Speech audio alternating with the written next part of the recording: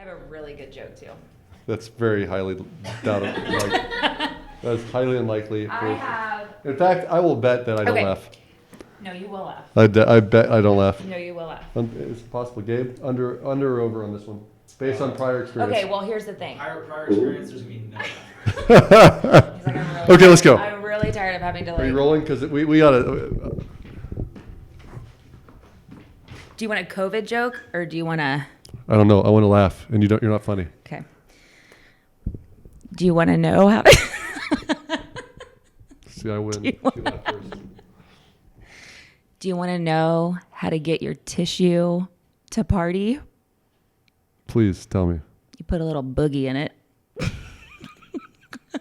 How old are you? You're like 5. That is so good. Do you get it? Do I get it? I'm Josh Sigman, and I'm a mortgage lender. I'm also a geek for money, not just earning it and saving it, but literally everything about it. I love that money has rules. It has its truths. I love investment strategies, and I love making money work for us. For so many, money is emotional. For me, it's logical, like a puzzle. My passion is also helping others with their money. I love looking at people's finances, dissecting their puzzle, and rebuilding with strategy and purpose, and I'm really good at it. I'm making this podcast about my money strategies, not the things that are written in books or sold in programs. It's a podcast outlining the lessons I've learned and used for the past 15 years. These strategies help me and those who use them save more, give more, create wealth, and retire early. Let me teach you how to build your net worth. You ready? Welcome to Sigman Sense.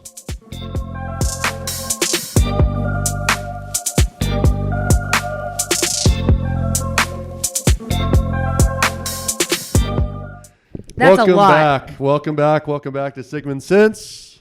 Welcome. Host Josh Sigman and Bryn Rouse, hostess with the mostess. Yay. And we had a couple different things going on and some new episodes we were asked to record. So we'll do one of those today called Behind the Scenes of Being a Landlord. Yeah. Before we do, is there any other emailed questions that need to be handled or not at this time, which is easy enough? We're Not at this time. Perfect. Because, and I'll tell you why, we had the same question asked by multiple people. And so that showed me right there, we're going to do a whole episode on it. Perfect. So, yep. Perfect. So that's I my love it. answer and I'm sticking to it. Cool. Well, this is Behind the Scenes on Being a Landlord. So I guess my question for you, Bryn, is you're not a landlord. I am not a landlord. So we'll use the guinea pig. Speaking on behalf of the audience, what questions might you have or what would you hope to get out of this? I've been a landlord for many moons, about 15 years now, and privately for a couple of years and got to experience the hells of that. Yeah. And the wins of that. And then I also have had property managers for many moons since then. So Are you currently managing any of your own properties? Like, are you? absolutely not. Okay. Absolutely not. I think Okay. there's a critical point of when you shouldn't. And I'll talk So is about that later. a number of properties thing? Okay. So it's not like In time. In time. Okay. Yep. So I think, let's just kind of roll into it. I want you to stop and ask questions. Yeah. If I'm skipping through things or not explaining it well, as I know I go fast sometimes. But let's start with this. We obviously had a podcast about buying investment properties. And so I'm going to specifically stay around residential properties in this case. I do have commercial property as well, but it's a totally different animal. It's Right. you're dealing with more emotional buyers versus business buyers when you're dealing with residential lending versus or residential renting versus commercial. Contracts are way more in the landlord's favor, in my opinion, on a commercial property On a commercial property. than they Okay. are with. You screw with people's houses where they live, where they reside. Judges start to get a little bit Right. antsy pants. Okay.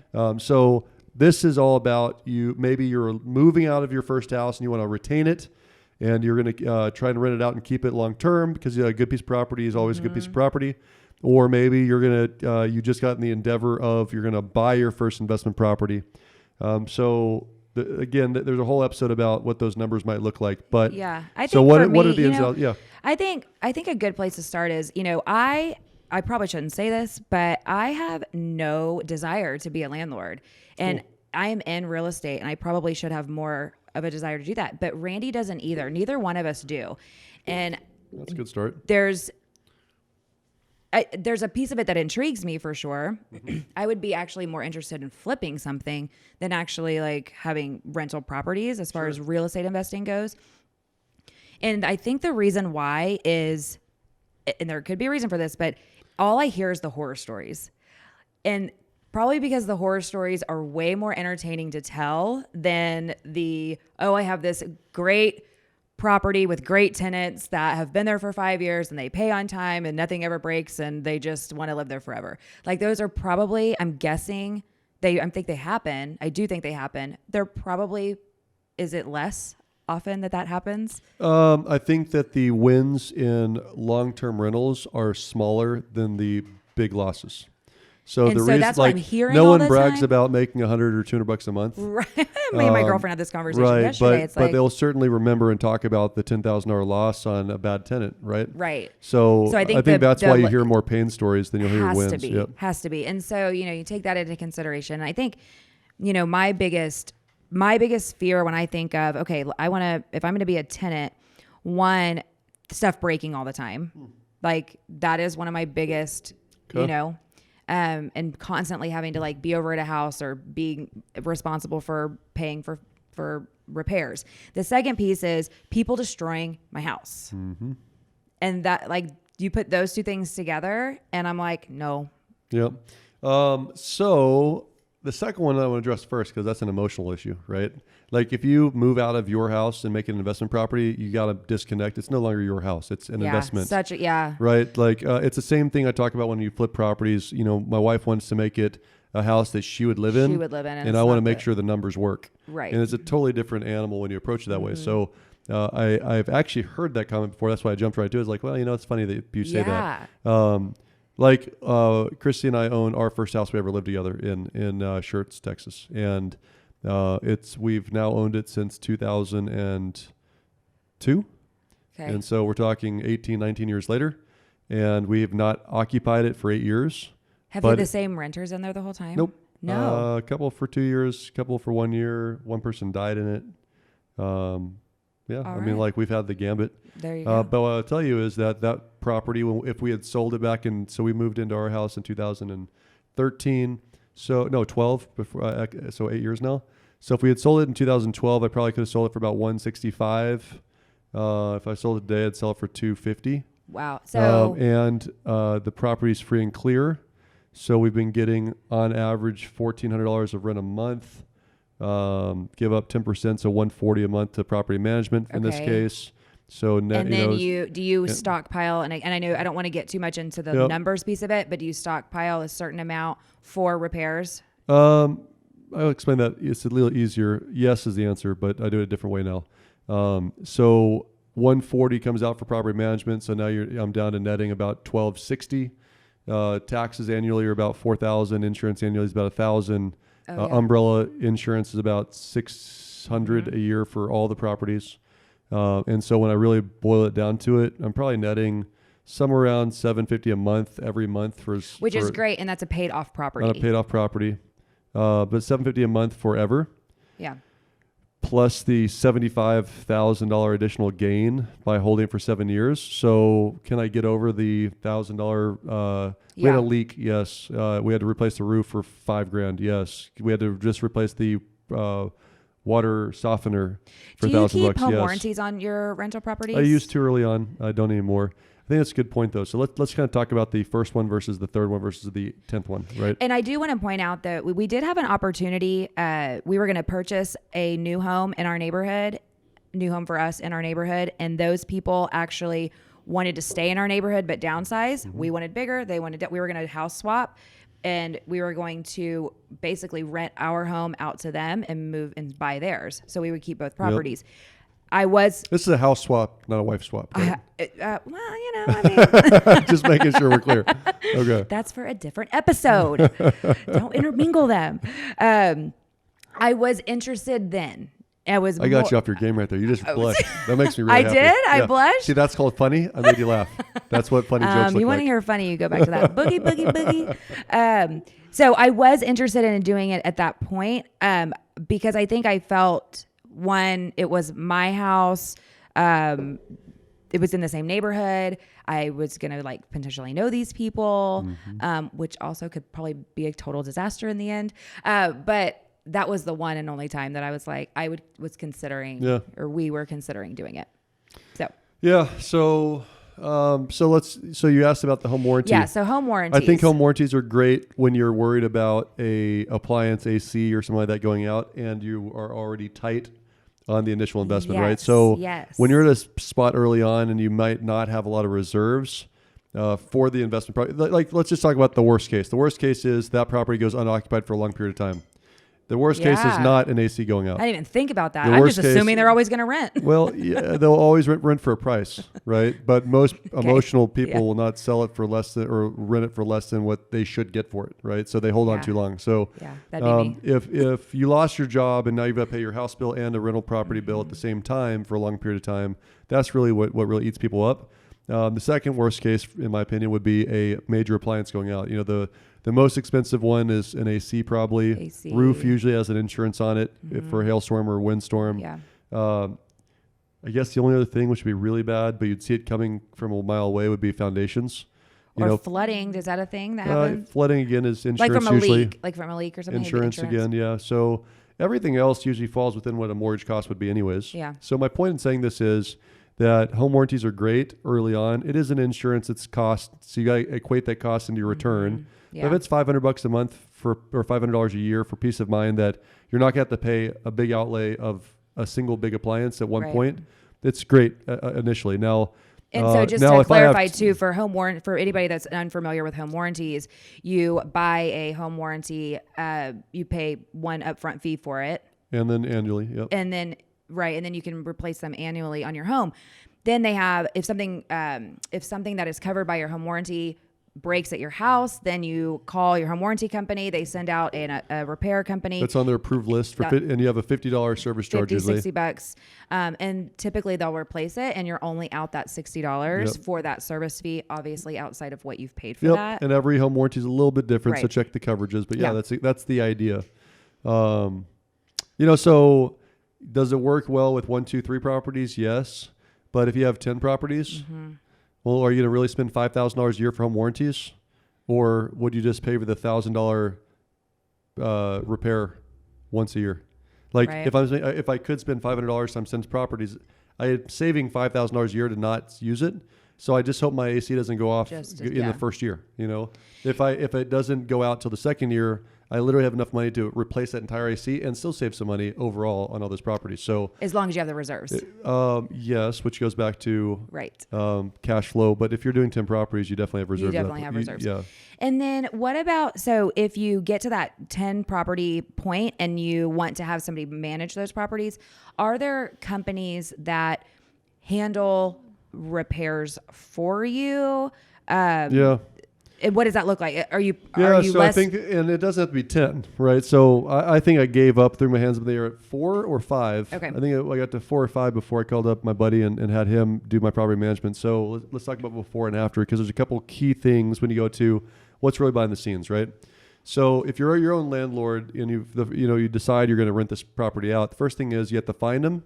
So you're going to spend some sort of marketing dollars usually. I didn't even think about that. So people have to post it in the newspaper or internet or something. But you got to get somebody to call you. Put a sign in the yard. That works quite often, actually, if people are driving through neighborhoods. But you still have to market with some sort of expense there. Gotta find it. And then you're supposed to, and this goes back to a big miss that, when I was talking with Chris and Tom about this, it's a big miss of a lot of people, is you don't properly vet the tenants. And how would you? Right. Well, most people don't know what to do the first one around, but you get permissions to pull credit. How do you pull credit though? You can do it online. You can pull with permission. You can pull people's credit scores online, or you can pay services to do it for you. I think it's important to do criminal background checks. I would definitely. I really don't want to have a child molester in my properties. No. You don't want the lights on for Halloween. And I'm going to say something that sounds a little bit off-putting. It truly does. But there are some advantages to being a very small landlord where you're not a professional landlord. This is not your job. This is a supplement, right? Mm-hmm. Got me nervous. What are you gonna say? It's especially in this day and age, like to say the word discriminate is a really bad thing to say. Mm-hmm. But let's just say this very directly. You can say no to anyone for any reason when you have a property of one person. Like whether it's your personal beliefs, whether you just don't like a feeling about somebody, whether you don't like the way they look or smell, you literally can just say no. Got it. You cannot do that when you are a professional property manager or if you have a property management company. Gotcha. Because they are definitely professionals, right? Interesting. So my point is that so my father-in-law is a great example. My father-in-law, who's now deceased, was renting 3 properties at one point before he died. And he's a good old boy country guy from New Braunfels. He was renting them out to people. He was the landlord, okay. Yep. And he would show up and he'd look you up and down and talk to you. It's like a character check. Right. It's exactly what it is. Like if you didn't look him in the eye and shake his hand, he didn't like the way it felt. Yeah. He wasn't going to rent to you. Yeah. And he would tell you very rudely, and there's nothing you can do about it. But what's really interesting is all the ones he said yes to, they were in a relationship. He had one guy for 10 years on one property, another couple for like 6 years, who was our original IT guy that helped us out at home when we were babes in life.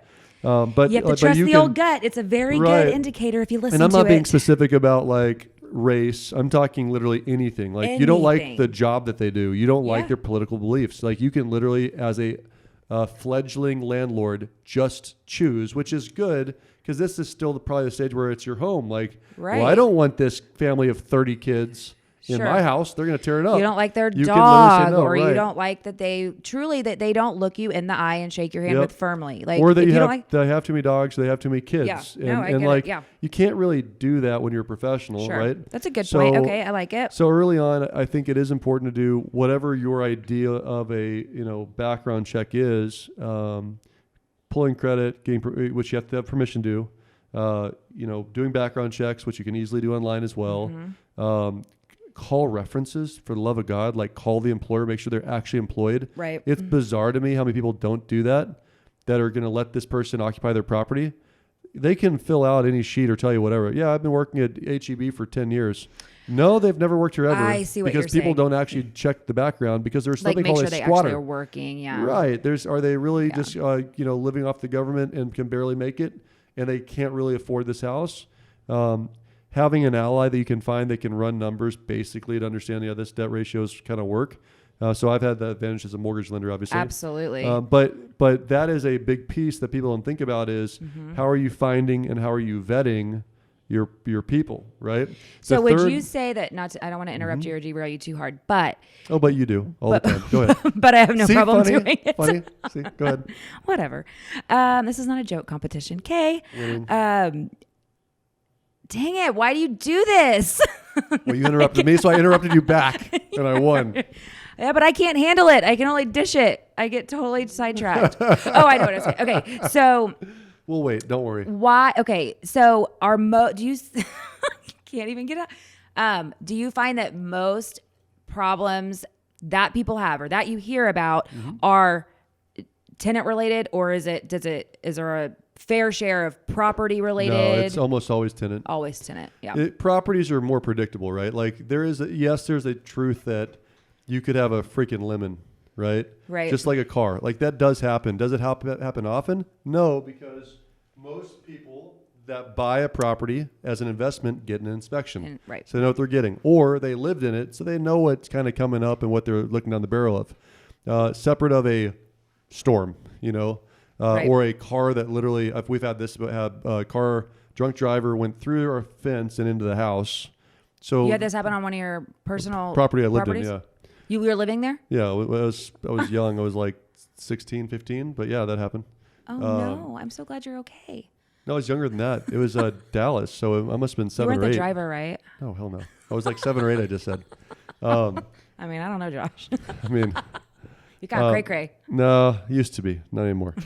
So my point in saying this is that the property is usually not the issue. It is usually one of two things, in my opinion. It is the tenants themselves or incorrect numbers done up front. Like the assumption that I can rent it for this and I need this to cover the nut. Yeah. And what you can really rent it for is this. Got it. Right. So it's upfront lack of due diligence.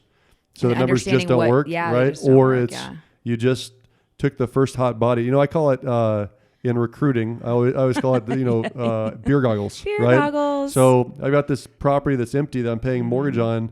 Well, you look hot. Anyone that comes through the door is looking real good at midnight. So come on, sweetheart, let's go home tonight. Let's go.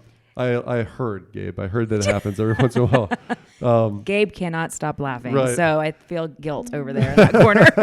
So it's the truth, right? Like I think about, I'll equate this to for other business owners when it comes to recruiting in general, right? The chances that you got a 10 out of 10 recruit on the first meeting, right. like you finally, I'm ready to hire for this position. Yeah. And the chance the first person that walks in the door happens to be unemployed, right? Yes. Is a 10 out of 10 is freaking nothing. Yeah, it's not real. Yeah. So you got to look through a lot of turds to find the diamond. And it's the same thing with tenants typically too. Everyone's got a story. Yeah. Everyone's got a what happened. Which is, again, why if I was going to be a landlord, I should never meet the people. Yep. Ever. Your bleeding heart. I mean, it's why I can't do pre-qualifications. It's just, it would not be good. Here's money for you. Next time. Houses for you. As soon as you can. But yeah, I want to. That path is something that's really important to understand, though. Because, and the numbers too, what are interesting. I said I was more prone to doing like a flip property, and I was talking actually to Chris about. I found one. I'm like, what do you think about this one? I feel like this would be good. And he walked me through the numbers, and my brain was not in the correct spot about some of the things you have to think about. Mm-hmm. So hear very loudly, like understanding the numbers are huge, and they're not. If you don't, we do talked it all about day a different podcast. Have a team, like for the love of God, if you're going to go in this, like get it, yeah. Do some research, do your due diligence, read up on it, have a team that you trust, and like Chris is. Somebody tell, like you want to have a no guy.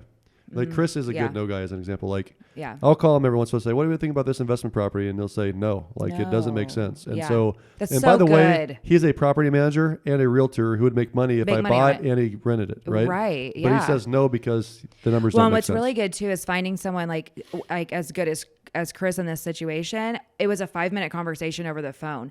He didn't have to go and see the property. He didn't have to do all these things. He could quickly give me an analysis that I could understand. And this particular one really was kind of a toss up. He was like, it could, but it also couldn't. So anyways, but finding somebody that's really good and confident, will say no if needed, and can just quickly help you make those decisions is huge. And so, so let's just get the part of, okay, so now we've started to vet, right? So clearly Bryn's not going to do the interview. I am not going to do the interview. So hopefully somebody's got a spine to say no, right? But the next thing that's behind the scenes you have to understand is, when you write a lease, it's a contract, right? It's a legally binding instrument. I didn't think about that either. And people don't understand that it's not as simple as going to your buddy in a dorm and saying, hey man, let's go in on this rental deal together, and don't worry, we can kind of get out whenever we want to. It's the opposite when you're the landlord, right? You can't just kick somebody out in their butt in a day. They have to violate the terms and conditions for you to do anything, or you have to compensate them to get them out of it, right? So now you're at this lease part. Now the good thing is all states have what's called a promulgated form, which means if you go to, for example, Texas Real Estate Department or SABOR, San Antonio Board of Realtors, or TREC is, I think, the actual entity, Texas Real Estate Commission. If you go to TREC, you can download the most current promulgated lease agreement. If you're trying to do it on your own, which I did the first several, I would encourage you to read the damn thing. It's amazing to me how many people just fill out what's blank and read around what's blank, as opposed to read the whole thing and understand what you're agreeing to, because this will be used against you in a court of law. It will be used against you. And you might agree to something that you would never agree on, because if you understood what it was saying. Or heard scenarios of how this comes into play. I'll give you a couple scenarios. So in most lease agreements, so let's just talk about deposits, return of deposits, pet deposits, deposits, okay?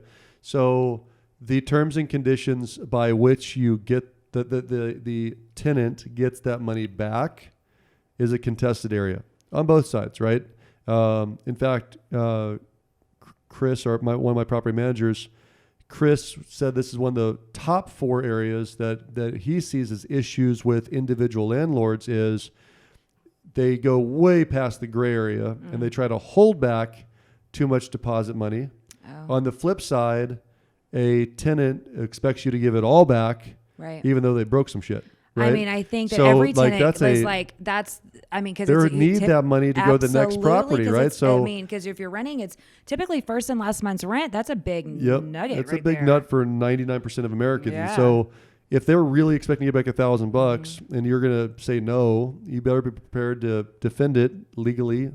And they're probably going to do things, spend a the way little out. bit of money. Well, they're going to spend a little bit of their own money to get the house prepared, so it'll pass the inspection to get that money back. Yep. So then you have that, like, well, I did all this work and I spent money.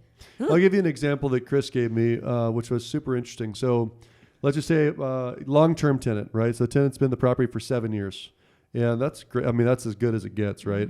So they've been in the property for 7 years. For the most part, they did a great job of maintaining the property. There's nothing that is other than normal wear and tear, okay? But when it's time to put this house back in the market, most people agree at that point that you have to get new carpet, okay? Say carpet. So the tenant thinks, give me my money back. I took care of the property the last 7 years. The landlord says, I got to keep your $1,000. I got to replace the carpet.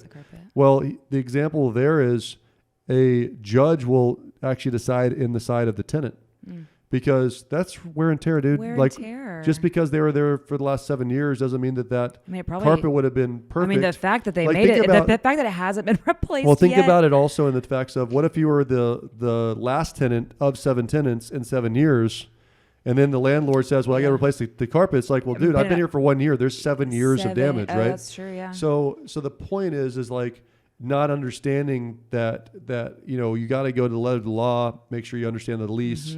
Like we have a violation on one of my rental properties right now. I just got to notice that they did not have a pet. They did not do a pet deposit until we did a midterm inspection, and there's freaking scratch marks on my door from the pet that doesn't exist, right? So the options are repair and give me a pet deposit, or get the hell out. Yeah. Like those are the two choices. I feel like, do pets get hidden a lot? Of course they do. Okay. And of course there's different, if you're a good landlord, you understand there's different levels of risk to your property based on breed and size of dogs too. Yeah, like the little right? Yorkie.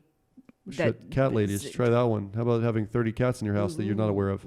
So I'm giving a couple horror stories. That's Ew, the far that's the far side of the spectrum, obviously, but it goes back to clearly understanding and defining the relationship between landlord and tenant. And if you're going to do it, don't do it on a piece of paper. Right. Like my father-in-law used to do originally until I found out and I gave him the truck You're form. like, let's use these. Use a promulgated form that covers all the basics in at least the current state statutes and law, right? So that's a big issue. So now what else is behind the scenes? Well, you and they must live up to the terms and conditions of the agreement, which is the lease, right? And you've already kind of alluded to the fact that evicting people is hard. Oh yeah, and especially with COVID currently, it's even more difficult. Oh my gosh, yes, yeah. Because there's actually a law that's right now that you can't even evict. You're not supposed to be able to evict until December, I think it is. And just for reference, it is, I think you said December. Just for reference, it's September 30th. It's the last day of September, right? 2020. Yep. So the you're not supposed to and you can't are two different things, but it goes back to understanding the law or not. So part of the whole CARES Act was trying to give mortgagees the ability to do a forbearance, which, not make mortgage payments. There are consequences. So if you're listening to this, make your damn payment. It will catch you in the butt eventually. Way worse than you think. And if you need more information about forbearance, visit our social media sites. If you're one of my past clients, for the love of God, don't do a forbearance. Call me first and I'll tell you what to do. And visit our social media sites because there is quite a bit of content, video content around forbearance. Yeah, so. it affects you more than you think. Yeah. It's not a free lunch that some people are taking it as, right? But the same thing with this misinformation that you can't evict. Well, you can evict, right? There's a couple things that have to happen. Number one is the tenant must prove, and this is the hard thing, they must prove that they've exhausted all other government resources, all other government resources before the landlord, before they have the protection from the landlord. And they must have paid as much as is possible. Well, how the hell do you figure that one out? That was going to be my next question. Was okay? So your rent's $1,000. Not paying anything versus here's $550. That's all I can make work, and then proving $550 is all you can make work are very difficult in court, right? Because what's going to end up happening is also makes me so sad when it does for get them. around to time to evict, because that's going to be back pay. The terms of the lease are not protected from the CARES Act. What ends up happening is that's still back pay that has to be made up, or I'm going to evict you anyways as soon as I can, right? So is it better just to evict somebody now? They're just racking up a bill. They're racking up a bill, right? And I'll tell you that the court will side on the side of the landlord eventually. If it's not this month, they'll be in 4 months. Oh, okay. And so there's going to be a lot of people in the streets because trying to make up 4 months back pay. I mean, it's not going to. If they can't make $1,000 payment this month, they're not making $4,000 in 4 months. That's the thing, and that was my biggest worry when all the forbearance stuff came out. It's like, oh my gosh, because it doesn't. You don't have to just not pay that money back. It's either going to be tacked, it's going somewhere, and if you can't pay it now, you tack it on, or it comes out of your sale. You're still right, paying it. And if you can't pay it now, why on earth are you going to be? It's create a really bad situation. It's truly designed for the worst case scenario. I have a buddy that lost his job. That's a good time. Yeah. But there's a lot of people that are like, I don't have to make my mortgage payment, so I'm just not. It's like, and they buy a gun or they buy a car, or it's like. Yeah. That's not smart. That's not the intention. You must not be watching Sigman Sense. Right. Plug. So that's a big piece. Proper vetting the tenant we talked about. Keeping tenant responsible to the lease is a difficult one. And that goes the opposite way too. The landlord has to be up as well. So think about the end. I always think about the beginning and the end a lot with most everything I do with any business venture, with any lease, with any agreement, right? So in theory, I want them to leave well, and I want to be happy as well, right? Like they want to be happy, I want to be happy. So the more you can define up front clearly, like this goes back to communication that's really sucks between husbands and wives a lot, and or just me. Maybe it's just me. See, that was funny. Randy and I don't have any communication issues, so it must be just you. Like I'm very direct when I used to do my own leasing. I say, look, Bryn, let me just tell you my hot buttons, right? If there's a small spill on the carpet, just clean it up. Don't leave it there. If your dog poops on the carpet, I get accidents happens. You clean it up. Don't leave it for 3 days. If there is a leak coming from the sink, do not leave it for a week. It's going to make it worse. You call me immediately, right? Yeah. So if you are on it and notify me of, hey, there's a problem immediately, then I'll probably work with you no matter what it is. But if there's a absolute disrespect of my property, then I'm going to take your deposit money. Right. Like I will take your deposit. I don't want to do that. What I want to do is I'm going to write a reference letter for you for your next lease. I want to give you your money back. I want my property back in the same condition you're getting, right? I want, But for some reason, people aren't direct enough to call it like it is. Like I actually really like that. I told so I had one. I used to not at all ever rent to people with dogs. I like dogs, but it's just bad. I thought it was a bad call at the beginning, and that scares me too. Well, and this one lady, it was her son basically. Her dog was her child, right? And I get that. And so she said, listen, I promise it'll just be this dog. It's, this dog is house kept and will only poop in the yard and blah, blah, blah. Right. And I said, okay, tell you what, we're going to do this deposit for the dog. But I gotta be honest with you. If I find out during our midterm that there's any additional dogs or that this dog is damaging this in any way, shape or form, in 3 months, I'm kicking you out. Oh. Is that fair? No. But it's fair, isn't it? Is it fair? Yes, it's fair. Right. So you get your shit, but don't lie to me and don't tear up my crap because you're taking advantage of a landlord. And that's what I see. If you're going back to behind the scenes, what's usually happens is there's somebody taking advantage of a situation. And I feel like it's one of those relationships that everybody assumes has to be like this. Like, I feel like it's like, the landlord. Dude, my father-in-law used to go pick up the checks at the door, and half of his people would give him something like cake or something because he's a sweet kid. Right, but and I think that's ideal. But well, that's my point. Is it doesn't have to be. It doesn't have to be, but it's like when you think of the landlord and the tenant, like it's it. I don't know. It has the perception that it's going to be rough or whatever. Dude, if you're, Doug used to refer his tenants business all the time. Like that IT guy, we probably paid him 4 different times to fix their computers and things. And, but and I'm telling you, my father-in-law was rough around the edges. Like, not everyone liked him, but the ones that did like him were the ones who were renting from him. Yeah. Because he didn't let the people he didn't like rent from him. Absolutely. And they had a great conversation about it, and he did what he said he was going to do, and they did what they said they were going to do, and they'd call each other out on things when there was not the problem, and they liked each other, and that's why I had so many long-term and wanting to do what's tenants. fair. You know, right. I think at the end of the day, too, just remembering that you have something that somebody else needs, and so therefore it's in everybody's best interest to make it work out. Yep. You know. Yep. Okay, what else do you have on your list? Because I think the next big one is something that's hot to me, for sure, just because what I do, but proper maintenance of the books, like the balancing the books. Here's what I mean by that. So there's two aspects here that you need to keep in mind. One is a real ledger. You have to have a ledger through Excel or QuickBooks or something of every deposit received, every rent received, the date of the receipt. Because if you don't have an actual ledger that matches the deposits, then if you do have to evict, if you do have to take court action, there's no data to prove it, right? Like, you're supposed to take your books. And cash checks wouldn't work, or like images well, of cash checks are two different things. Sorry. So cash definitely doesn't work unless you're writing a receipt and doing a ledger. Check. Yes, it works, but it's creating that paper trail, right? So here's what I got. Here's the date I got it. Here's your receipt. It's in my ledger. So you got to create that, because on the flip side, you know, what if you had a tenant for 3 years and you forgot how much the deposit was they gave you, and they remember one number, gosh, and you think about that. Yeah. I mean, do you remember? Nope. I mean, I assume it's first month and last month's rent, right? But what if it was $500, or maybe it was $1,250 because you had a dog, or who knows? So if you don't start and finish with a good ledger, it's a mistake. So that's one side of things. But the other side of things is for tax purposes, because there are a tremendous amount of tax advantages to rental properties. Namely, you can write off anything. Like any repair, any plumbing, any electrical, any painting, any loss of rent due to a storm, any landscaping. Like, it is an investment. So it taxes insurance, mortgage. So you need to keep all that in a list to provide your CPA, because you're going to have a final balance sheet of, here's my expenses, here's my revenues. Yeah. Right. So income minus expenses, here's my profit, and you're going to pay profit. You're going to pay taxes on the profit. Right.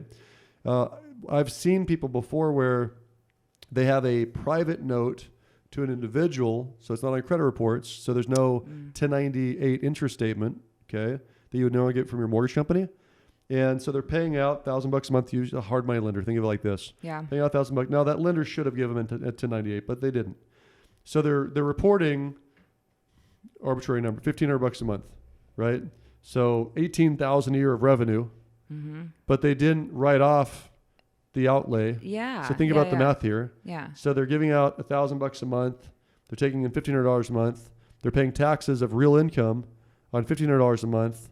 They actually are losing money after taxes, because if you take the tax bracket, just use 35%, $1,000 minus $1,000 equals I made no money, but I still had other expenses like tax and insurance. Yeah. Right? Yeah. So if you don't have good books, you're going to leave money on the table, and the government will happily take it from you.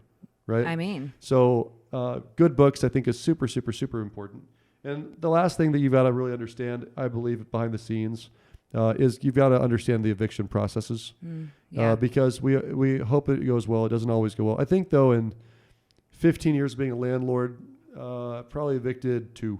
That was going to be my next question. I wonder. Like 2. I was wondering how often it actually gets to that point. And it actually doesn't. I think we only evicted 1. I think the other one it was going to go that way, but they took the smart option and just left. So they didn't have the additional, because I was right. Yeah. And they were going to lose. Can you tell us what happened so we would know it leads to an actual eviction? Try to go back to what it was. I mean, just make something up if you have to. No. Story time. I think it was a midterm inspection that was really bad. In fact, also you've mentioned midterm inspections a couple of times. Yeah. So landlords have the right to occupy to enter their property. It's their property, right? If it's put in a lease, they can just say how often. Okay. Right. So what we do is every 3 months we do an inspection, and what we do is we literally send an inspector over. Oh, okay. That's the same inspector that walked him in. Oh, by the way, that's one thing to forget.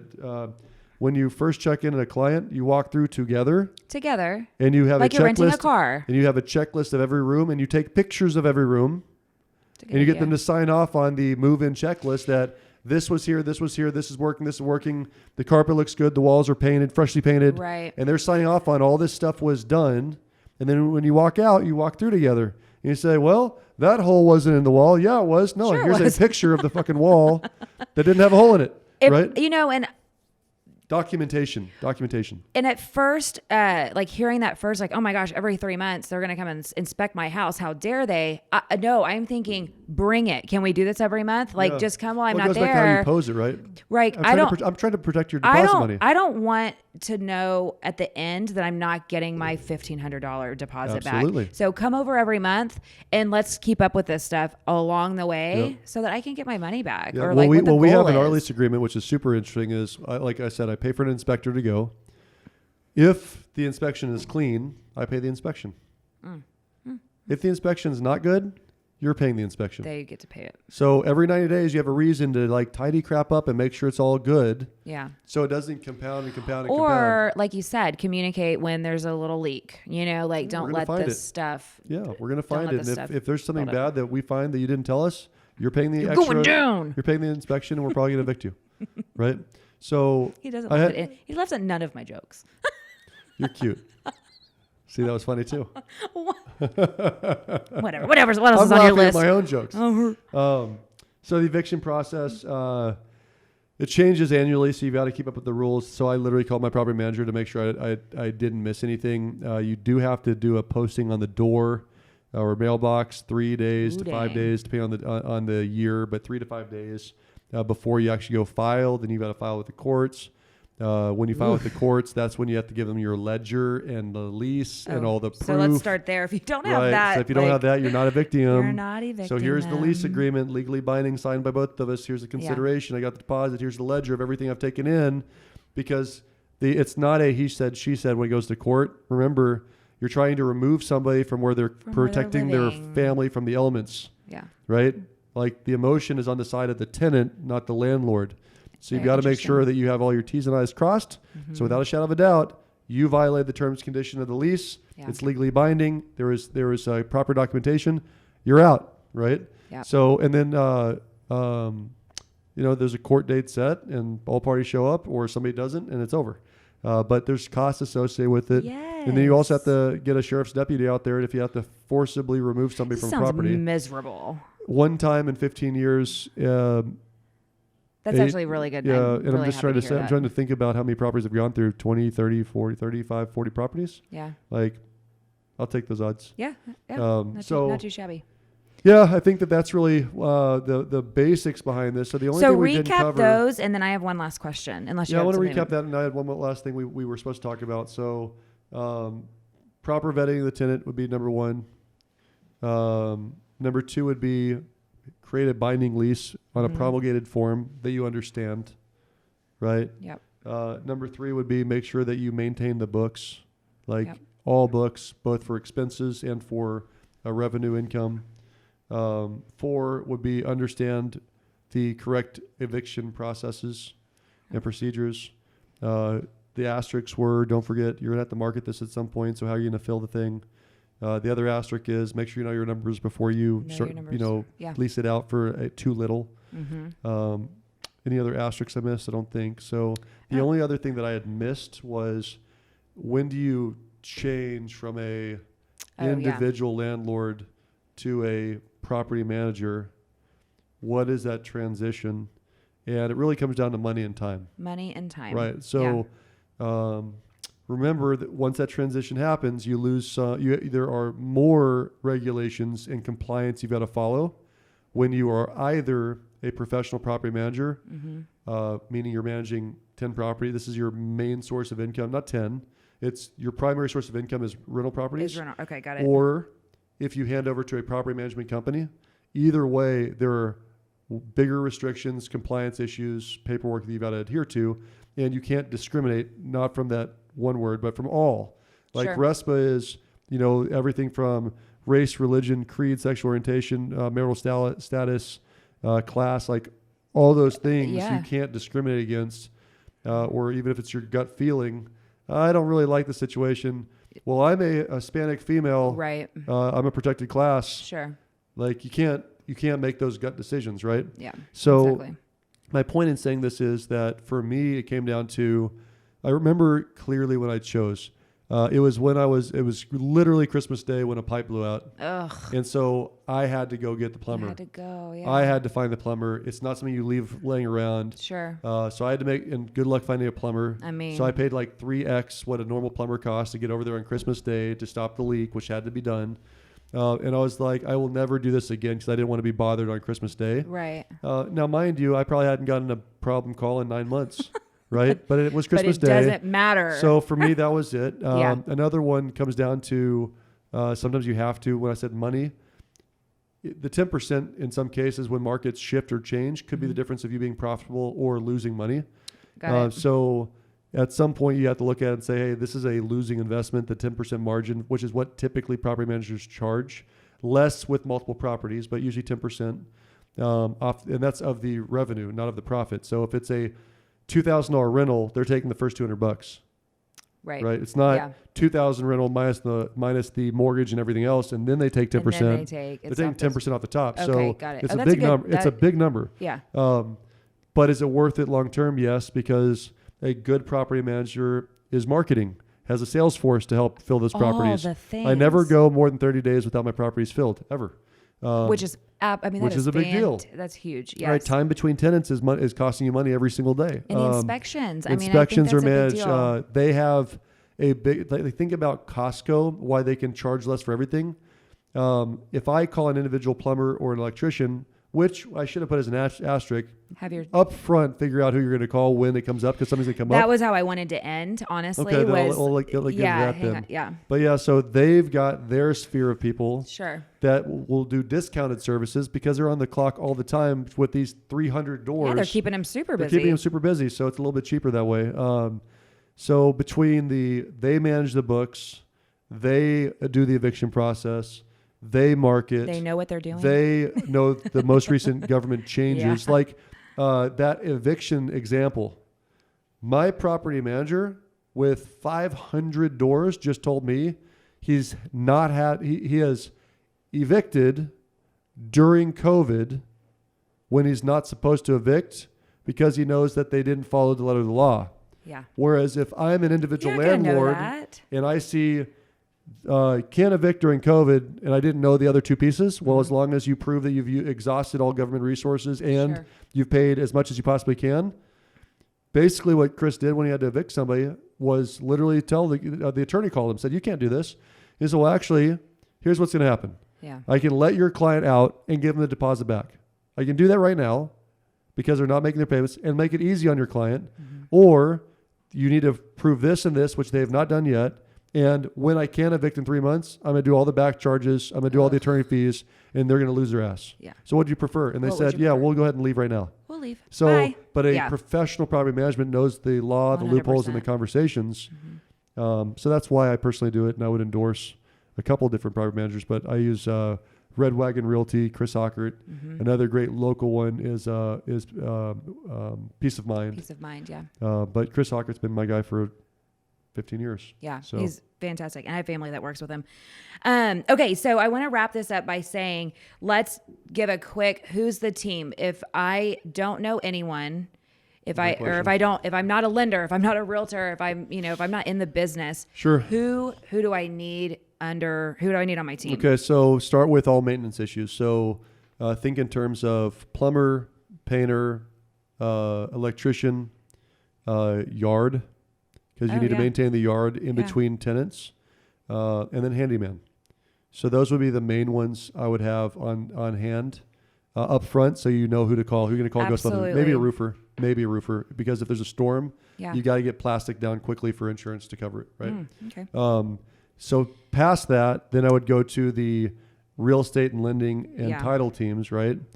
I would add an inspector, property inspector, because I would recommend midterm or at least before and after inspections. I would recommend a realtor that is specific to investment properties. Yes. That knows how to correctly do rental comps. to give you good information about what this property will rent for and in what period of time and where it prices compared to other peer groups in the area, so that you understand that you're not going to get yourself in hot water doing this. Whether it's a mortgage lender or a property manager that you can pay fee for service to pull credit. I think that you've got to have somebody that will do those credit pulls for you with permission to double check the guidelines. Sorry, the credit worthiness of those people. And then somewhere to get the contracts. So, but I guess the realtor can do that. You can actually go for free online to Trek if you're in Texas, and download the most recent Texas and residential lease agreement. I guess a real estate agent could also help you make sure that it was filled out correctly. Easily, yep. I love it. That was actually really, really good. Well, you seem surprised. I am shocked. No, it was really good. And I think, man, there's a lot to know about it. So, just really good information. Cool. I liked it. Well, if you have more questions, concerns, or comments, what email address do we send things to? sigmansense@gmail.com. And I feel like there's going to be a lot of questions about this. So bring them on, and tell your friends, tell your family, subscribe, share. Like, subscribe, give us some share. comments, I think it's the order. Make like, fun of subscribe, Josh, share. laugh at my jokes. I'll laugh at your jokes next time. I'll do it for No, you. you won't. I will. Don't say things you're not really willing to commit to, okay? I'm committing. The whole next episode, I will laugh every time. I might seem like a sinister, evil man. Ha, ha, ha, ha, ha. But I will laugh. Peace out. See you next time, guys.